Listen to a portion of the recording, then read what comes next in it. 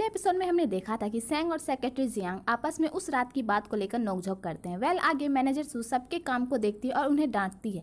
आगे मैनेजर सू कैबिन में होती है कि मैं उसके लिए कॉफ़ी लेकर जाती और उसकी तारीफ करती है। आगे मैनेजर सू मैं को कहती है कि यह फाइल सेंग के कैबिन में रखाओ।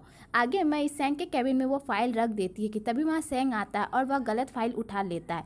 इधर मेंग हुई कैबिन में आती है और वह फाइल देखती है। इधर ऑफिस में सब सेंग के बारे में गॉसिप करते हैं। इधर मैनेजर सू सेंग के कैबिन आती है और वहाँ मेंग हुई को देखती है और पूछती है तुम यहाँ क्या कर रही हो। तो मेंग हुई कहती है तुमने मुझे क्यों नहीं बताया इतना इंपॉर्टेंट डिसीजन लेने से पहले।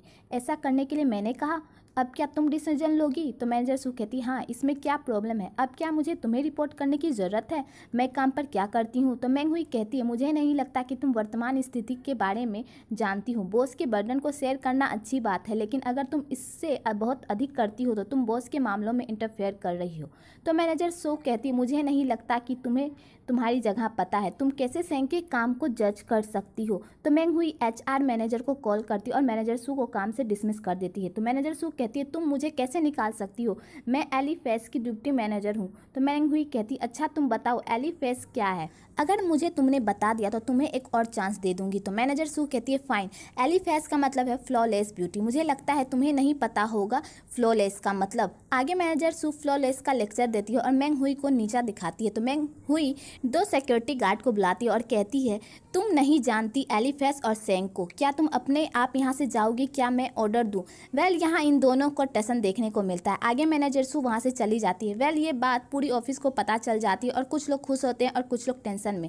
आगे सेंग मैनेजर सू से माफ़ी मांगता है और कहता है ये सब अचानक हो गया, मुझे नहीं पता था। तो मैनेजर सू कहती है वो बहुत आगे बढ़ रही है, वो ये कैसे कर सकती है, क्या तुमने उससे ये पावर दिया है। तो सेंग उससे माफ़ी मांगता है, कहता है जल्दी ये सब ठीक कर दूंगा, तुम 3 दिन की छुट्टी ले लो और आराम करो। बहुत सारी आर्ग्यू के बाद मैनेजर सू 3 दिन की छुट्टी के लिए मान जाती है। आगे सेंग मेंग हुई से बात करने जाता है, लेकिन मेंग हुई मना कर देती, कहती अभी मीटिंग इंपॉर्टेंट है। फिर वो लोग मीटिंग में जाते हैं। मीटिंग में मेंग हुई सबकी क्लास लेती है। यहाँ पर सेंग और मेंग हुई के बीच कंपनी को लेकर आर्ग्यू होती है। सेंग उसे कुछ बोलना चाहता है, लेकिन मेंग हुई को देखकर वो बोल नहीं पाता और सब एम्प्लॉय उसे देखकर हंसते हैं। उन दोनों की आर्ग्यू में मेंग हुई जीत जाती। इधर एम्प्लॉय मैनेजर सेंग और मेंग हुई के बीच कुछ है, इस बात पर डिस्कस करते हैं कि वहाँ सेंग आता है और कुछ बोलने वाला ही होता है कि वहाँ मेंग हुई आ जाती है। आगे सेंग स्टाफ को कहता है जैसे मैंने कहा है वैसा ही करना और वो चला जाता है। आगे सारे स्टाफ काम करते करते थक जाते हैं कि वहाँ मेंग हुई और सेंग आता है। तो मेंग हुई कहती है तुम लोग ओवर टाइम करके थक गए होगे, मेरे तरफ से सबके लिए एक प्रेजेंट है।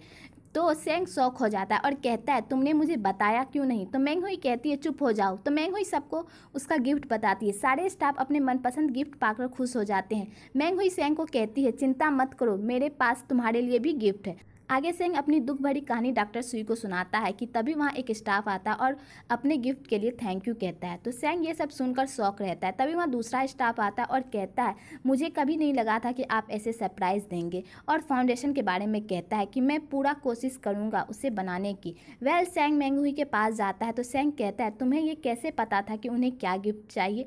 तो मेंग हुई सब स्टाफ के दिनचर्या का कैलकुलेशन बताती है। तो सेंग कहता है आई एम सो सरप्राइज, तुम ऐसे विचारशील पर्सन हो। तो मेंग हुई ने सिर्फ उन्हें कुछ टाइम देखा और ऑब्जर्व किया। तो सेंग कहता है तुम क्या करना चाहती हो। तो मेंग हुई कहती है मैं लिक्विड फाउंडेशन डेवलप करना चाहती हूँ। तो सेंग कहता है क्यों। तो मेंग हुई कहती है क्योंकि तुम यही चाहते हो और मैं तुम्हें ये देना चाहती हूँ एज अ प्रेजेंट। तो सेंग कहता है मेरे लिए तुम प्रेजेंट के रूप में फाउंडेशन देने के लिए मेरी ही कंपनी में हो, कोई आश्चर्य नहीं है कि तुम यह जानकर बहुत टेंशन में हो कि मैनेजर सू ने उसे कैंसिल करना चाहा। तो मेंग हुई कहती है क्या तुम उसे डिसमिस करने के लिए मुझ पर गुस्सा हो, मुझे पता है तुम दोनों एक दूसरे को कई सालों से जानते हो, लेकिन वो तुम्हें नहीं समझती। उसने मुझसे कहा कि एली फेस मीन्स फ्लॉलेस ब्यूटी है, ये गलत है। क्या ये गलत नहीं है। अगर वो कंपनी का विजन ही नहीं जानती तो वो प्रोडक्शन लाइन पर सिर्फ एक रोबोट है, एली फेस को उसकी तरह की रोबोट की ज़रूरत नहीं है। तो सेंग कहता है तुम मेरे में क्या लाइक करती हो। तो मेंग हुई कहती है मैं तुम्हारे घर पे गई हूँ और डोनेशन सर्टिफिकेट से भरा दीवार देखा है, मुझे पता है कि तुम बाहर से जितने कोल्ड दिखते हो अंदर से उतने ही नर्म हो। आई लाइक यू क्योंकि तुम एक वार्म हार्ट के साथ दुनिया को ट्रीट करते हो। तो सेंग कहता है तुम मुझे अधिक महत्व देती हो, मैंने कुछ गलत किया है और एक लड़की को चोट पहुंचाई है, मैंने अपनी गलती से बच निकला और अब तक उससे नहीं देखा। तो मेंग हुई कहती है तुम वास्तव में अतीत से दूर नहीं जा सकते हो, तुम उसे क्यों नहीं ढूंढते। अगर मैं उसकी जगह होती और अब तुम्हें देखती तो तुमने जो भी किया होगा उसके लिए मैं तुम्हें माफ़ कर देती। तो सैंग कहता है क्यों? तो मैंग हुई कहती है क्योंकि तुम एक्सीलेंट और अच्छे हो। वेल नेक्स्ट डे मैंग हुई और सैंग बिजनेस की बात करते हैं और सैंग मैंग हुई को बिजनेस हेल्प करने के लिए थैंक्स कहता है। आगे मैनेजर सू सैंग से मिलती है और कहती है तुमने अभी तक मैंग हुई को बाहर क्यों नहीं निकाला? तो सैंग कहता है मेरे लिए एक फेवर करोगी, कुछ दिन के लिए वेकेशन पर चली जाओ। लेकिन मैनेजर सू सैंग को अपनी बातों से मैनिपुलेट करती है, जिस वजह से सैंग मैंग हुई के डिसऑर्डर के बारे में बता देता है और उसे सीक्रेट रखने को कहता है। तो मैनेजर सू हाँ कर देती है। वेल आगे मैनेजर सू मैंग हुई से माफ़ी मांगती है और उससे एक और चांस मांगती है। आगे मैनेजर सू कहती है असिस्टेंट सैंग इस फाउंडेशन को अच्छी तरह से नहीं संभाल सकते, एलिस को सभी फंड विड्रॉ का जोखिम उठाना होगा, तो मुझे डर है कि केवल आप ही इसे संभाल सकती हैं। तो मैंग हुई कहती है मुसीबत से कंपनी को बाहर निकाल सकते हैं, सैंग कहाँ है, उसे जल्दी ही मेरे ऑफिस में भेजो। तो मैनेजर सू कहती है अभी वो इन्वेस्टर मीटिंग में है। तो मैंग हुई कहती है वो अकेला क्यों गया, मीटिंग करने मुझे क्यों नहीं बताया। तो मैनेजर सू कहती है वो नहीं चाहता कि इन्वेस्टर को आपसे डिफिकल्टी का सामना करना पड़े, इसलिए वो आपके लिए जिम्मेदारी लेना चाहता है। तो मैंग हुई कहती है मैं उसे अकेला नहीं छोड़ सकती और चली जाती है। वेल ये सब मैनेजर सू की चाल होती है। वेल आगे सारे इन्वेस्टर सैंग से बहुत ही रूडली बात करते हैं और अपने लगाए हुए पैसे मांगते हैं। तो सैंग उस फाउंडेशन को नहीं बना पाने की सारी जिम्मेदारी खुद पर लेता है और माफ़ी मांगता है कि तभी वह मैंग हुई की एंट्री होती है, जो आपने वीडियो में खुद देखा होगा। वेल मैंग हुई की एंट्री से ही सारे इन्वेस्टर डर जाते हैं। तो मैंग हुई कहती है तुम सब उस पर कैसे चिल्ला सकते हो, तुम जानते हो ये कौन है? तो इन्वेस्टर कहता है ये सैंग ही है, सन ऑफ क्यानसन है। तो मैंग हुई कहती है ही इज़ माई मैन। इधर सारे स्टाफ कहते हैं अब केस सॉल्व हो जाएगा। तो इन्वेस्टर कहते हैं ये क्या कह रही है? तो सैंग कहता है उसने जो कुछ भी कहा उससे मैं एग्री करता हूँ। तो मैंग हुई कहती है प्लीज़ मुझे माफ़ करें, प्रेजेंट सभी लोग जो बकवास कर रहे हैं, बंच ऑफ क्रैप, केवल थोड़े से इन्वेस्ट से ढेर सारा पैसा कमाना चाहते हो क्या? आप वेम्पायर्स का ग्रुप नहीं हो? मैं real estate, catering, film and television की मदद से अपने दम पर इस कंपनी को चला रही हूँ। आप कैसे हैं? आप फ्री राइड होना चाहते हैं और हमसे प्रॉफिट कमा रहे हैं और कोई प्रशंसा भी नहीं दिखाना चाहते कि मैं आपके यहाँ सेवा से बेहतर चैरिटी करूंगा। आप यहाँ हम पर सवाल उठा रहे हैं ना। वेल मैंग हुई की डांट से सारे इन्वेस्टर की हवा टाइट हो जाती है। वेल आगे इन्वेस्टर कहता है अभी जो इसने कहा तुम इससे एग्री करते हो? तो सैंग कहता है दिस इज़ कॉम्प्लिकेट, क्यों ना हम इसे किसी और दिन करें, और सारे इन्वेस्टर चले जाते हैं। थोड़ी देर बाद मैंग हुई सैंग को कहती है जब कोई दुर्भाग्य से पीड़ित होता है तो ये दूसरों के चेहरे पर निशान के बजाय देखता है कि इसका रिजल्ट दुर्भाग्य तो नहीं।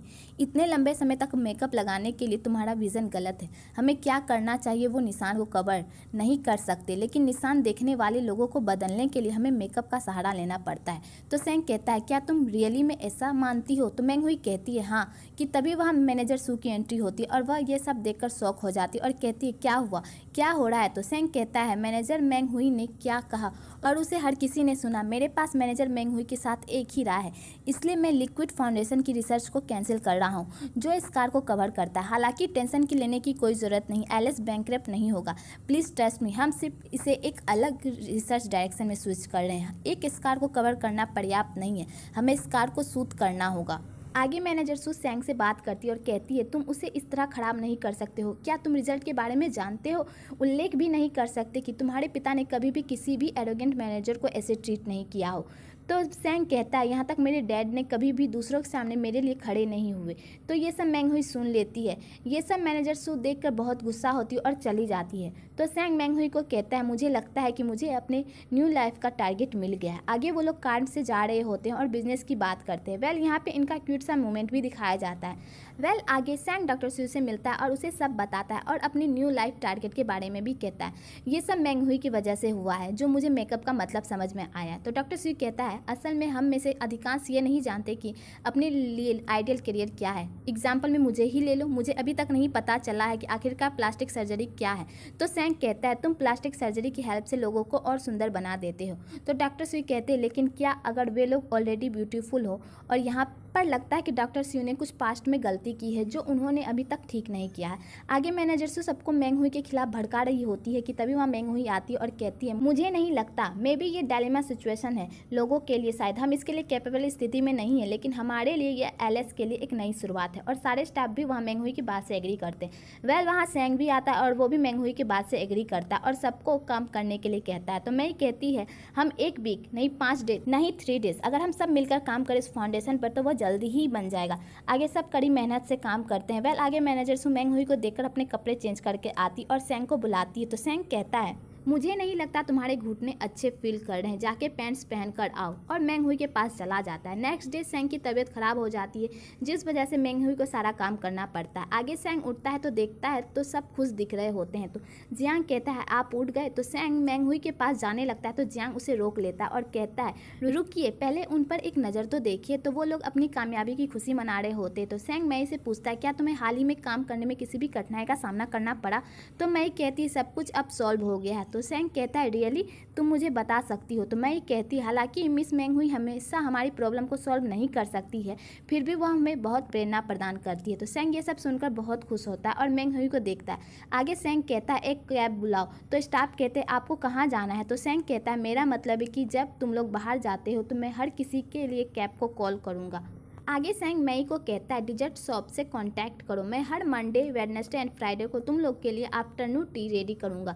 तो मई कहती है गो डच पर। तो सेंग कहता है मेरे पैसों पर। सब खुश हो जाते हैं। वेल आगे सेंग मेंग हुई को देखता है कि तभी उसकी नज़र गाल पर पड़ती है। तो वो मेंग हुई को देखता है तो मेंग हुई उसे देखकर स्माइल करती है।